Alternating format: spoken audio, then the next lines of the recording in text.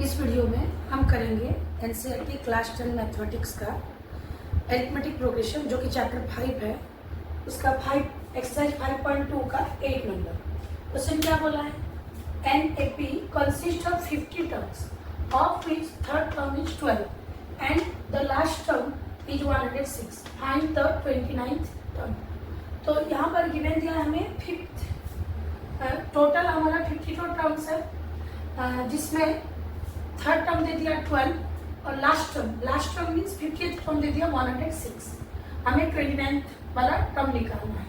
तो हमें पता है कि A N is equal to होता है, फॉर्मूला होता है A plus N minus 1 into D.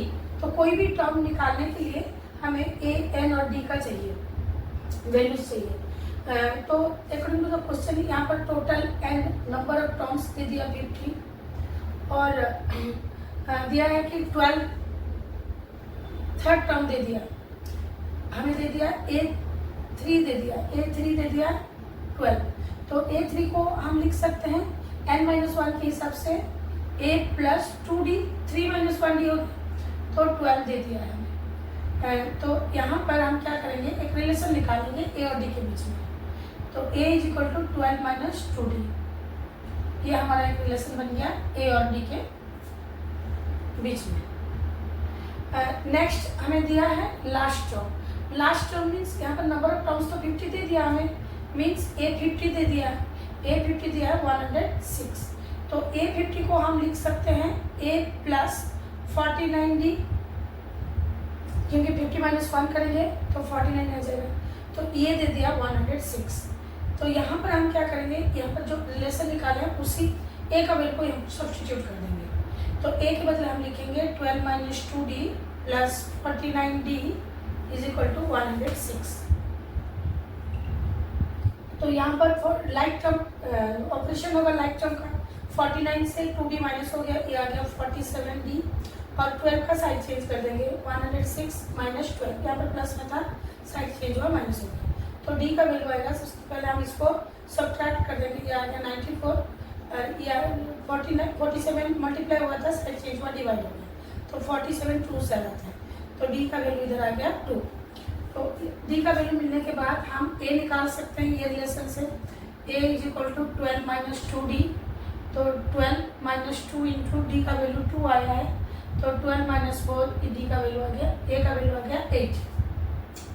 अभी नेक्स्ट हमें A मिल गया, D मिल गया, अभी निकालना हमें 29 टर्म मीन्स A29 निकालना है।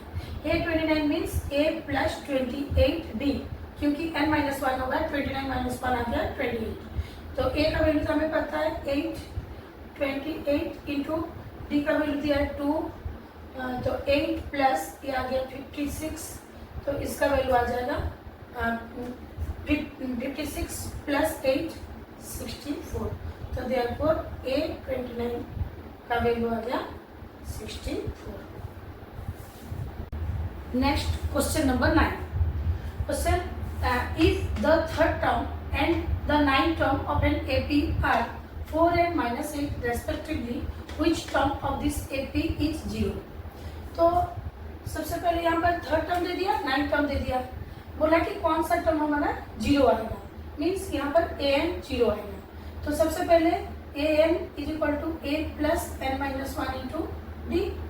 तो यहाँ पर हमें दे दिया है A3 दे दिया थर्ड टर्म, A3 का वैल्यू क्या आएगा, A3 दे दिया है यहाँ पर 4 दे दिया है।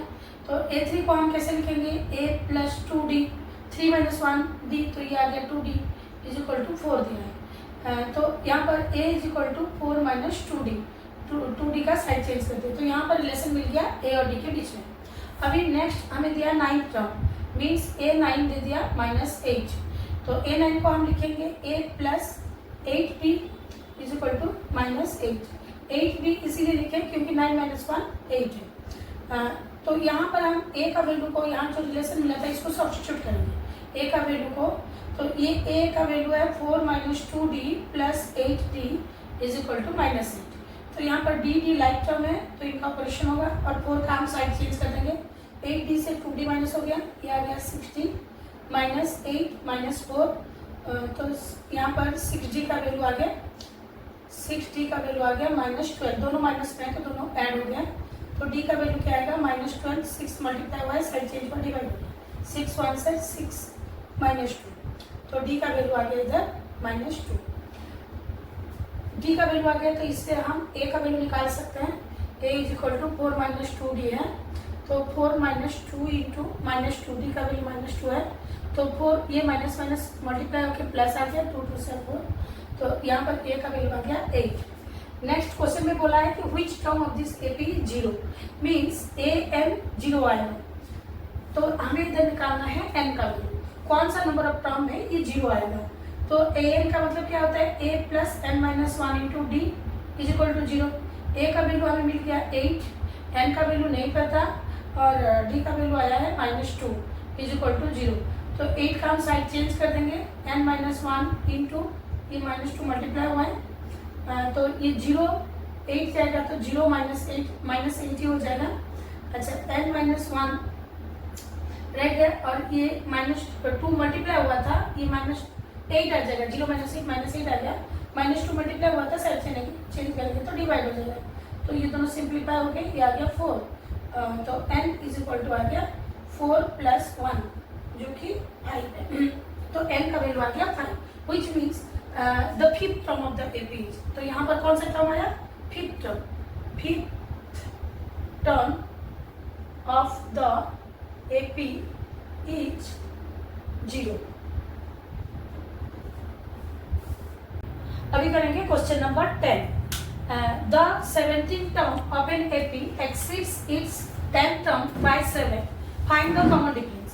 तो क्वेश्चन क्या बोला है कि ये AP का 17th टर्म जो कि 10th टर्म से 7 ज्यादा है, हमें निकालना क्या है कॉमन डिफरेंस, तो हमें an का फॉर्मूला पता है, an is equal to a plus n minus 1 into D, तो अकॉर्डिंग टू द क्वेश्चन ये बोला है कि a17 minus a10 is equal to 7, means इसका 17th टर्म 10th टर्म से 7 ज्यादा है, 17th term of the AP exceeds 10th term by 7 बोला, तो अगर 17th टर्म से 10th टर्म को माइनस करेंगे तो हमें मिलेगा 7, तो क्वेश्चन समझ में आ गया हमें।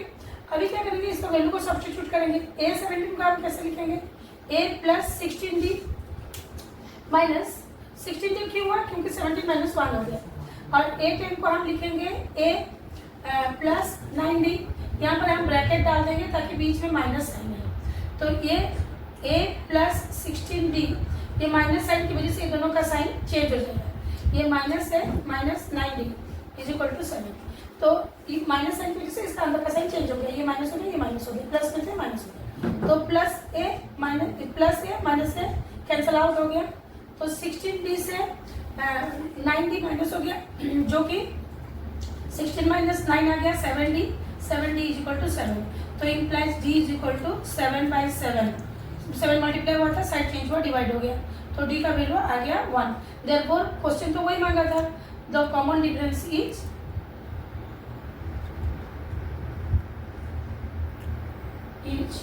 1।